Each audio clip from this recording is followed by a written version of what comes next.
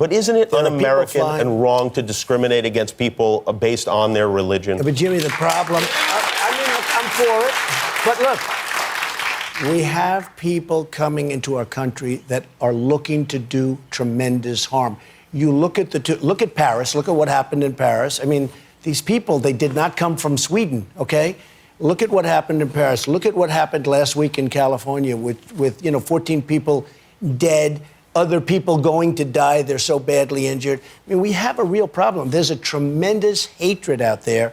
And what I want to do is find out you can't solve a problem until you find out what's the root cause. And I want to find out what is the problem, what's going on. And it's temporary. I've had so many people call me and say thank you. Now, if you remember, when I did that a week ago, it was like bedlam. All of a sudden, and you watch last night and you see people talking, they're saying, well, Trump has a point. We have to get down to the problem. The people that are friends of mine that called, they said, Donald, you've done us a tremendous service because we do have a problem and we have to find out. Those may have been crank calls. Those may have been crank calls. One of the things I find fascinating about Donald Trump is the way he uses language differently than other candidates for political office, especially President of the United States. Whereas his opponents and the political class in general seem hyper-aware that their words will be picked apart and used against them, Trump willfully disregards this fact. As a lifelong salesman, he has a huckster's knack for selling a feeling, even if the ideas and facts that underscore it are spurious, racist, or just plain incomprehensible. So I thought it would be illuminating to look at a Trump answer to a simple question. In this case, Jimmy Kimmel asking Trump whether or not it's wrong to discriminate against people based on their religion, referring to Trump's proposal to temporarily ban all Muslims from entering the United States. This 220-word, exactly 1-minute answer displays, I think, a range of the things that Trump uses all the time in his speech.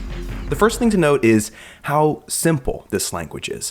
Of the 220 words, 172, or 78%, are only one syllable, and often they come in a rhythmic series like a volley of jabs ending with one of his buzzwords. We have to get down to the problem. 39 words, or 17%, are 2 syllables long. Only 4 words have 3 syllables, 3 of which are the word tremendous, tremendous, tremendous. And just 2 words are 4 syllables long. California, which he's forced to use because it has less syllables than San Bernardino, and temporary, which he swallows. And it's temporary. I've had so many people. This breakdown fits with the study done by the Boston Globe that put all 2016 presidential candidates' announcement speeches through the Flesch-Kincaid readability test to determine their respective grade level rankings. Donald Trump's speech came out at a 4th grade reading level. Now, for reference, Ben Carson came out at 6th grade. Hillary Clinton and Jeb Bush were speaking at an 8th grade reading level. And Bernie Sanders was way up in high school, a sophomore to be exact. Now, this isn't only down to word or syllable choice. It's about sentence construction, too. Trump favors simple sentences like, we have a real problem. There's a tremendous hatred out there. Rarely does he use complex sentences or independent clauses.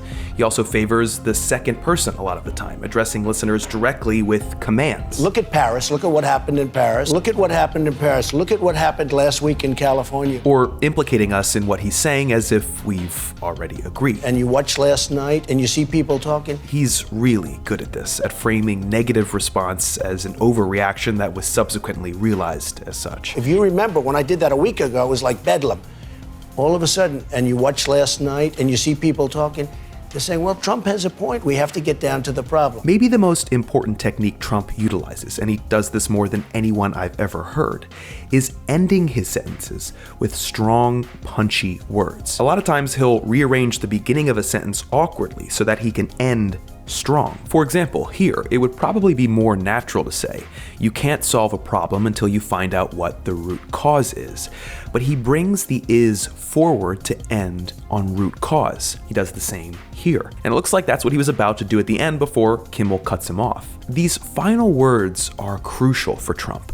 They're pointed and taken together sketch the theme of the entire answer. Harm, dead, died, badly injured, problem, root cause, thank you, bedlam, point, problem, service, problem. In some sense, it's these words that audiences remember, especially when the rest of his speech is incoherent. Like the best salesman, Trump keeps it simple. He repeats a lot. And we have a real problem. What is the problem? We do have a problem. We have to get down to the problem. And he uses his favorite words over and over. Tremendous, tremendous, tremendous service. And he always seems to have friends who are part of the group that he's currently insulting, calling him up and thanking him for the privilege. Many of them called me and they said, you know, Donald, you're right. We have a problem. I mean, look, there is a problem. Donald Trump knows when to sound incredulous or forceful. He has good comedic instinct. You could even call him witty. But you can't call him smart or well-informed. The best salesman could sell you a TV without knowing anything about it, because the TV isn't what matters. What matters is you. And if you are an American citizen who, for years, has listened to politicians sound sophisticated while accomplishing nothing, you might just be primed for something that is everything they are not. But the next time you feel like Donald Trump has a point, do yourself a favor and look at his words. Hey everybody, thanks for watching. I want to point you in the direction of my friends over at Wisecrack who do some awesome work, some awesome video essays. If you like my stuff, you're definitely gonna like what they do. They talk about books, movies, and my personal favorite is definitely 8-Bit Philosophy, which is like philosophy explained with Nintendo graphics. So well done. I wish I had thought of that. Anyway, go over there, click there, subscribe, watch a video. If you guys want to help me out, as always, you can click right here, pledge $1 or $3 or $5 to my channel. Help me start 2016 right. We're going to do some awesome stuff in the next year. I can't wait to see you guys next Wednesday for the next video, and I will see you. Well, I just said I'm going to see you next Wednesday, so bye.